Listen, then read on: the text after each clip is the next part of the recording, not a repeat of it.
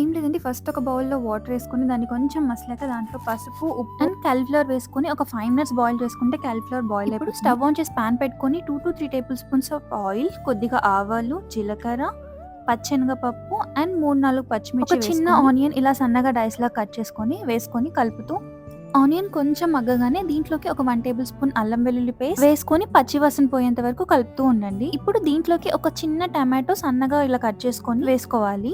And అలానే దీంట్లోకి ఒక పావు టేబుల్ స్పూన్ ఉప్పు, కొద్దిగా పసుపు, హాఫ్ టేబుల్ స్పూన్ కారం, కొద్దిగా ధనియాల పొడి అండ్ కొద్దిగా గరం మసాలాలన్నీ వేసుకొని ఒక 2 మినిట్స్ కలుపుకున్నాక కొన్ని లైట్‌గా వాటర్ ఏసుకొని ఒక 2 మినిట్స్ ఉంచామంటే మసాలా ఇలా కొంచెం థిక్‌గా అవుతుంది. ఇప్పుడు మనం ఆల్రెడీ బాయిల్ చేసి పెట్టుకున్న కాలీఫ్లవర్ వేసుకొని ఒక 5 మినిట్స్ ఉంచుకున్నామంటే మన కర్రీ రెడీ అయిపోతుంది. లైట్‌గా కొత్తిమీర చల్లుకొని ఒక 2 మినిట్స్ లిడ్ క్లోజ్ చేసి ఓపెన్ చేస్తే అంతే.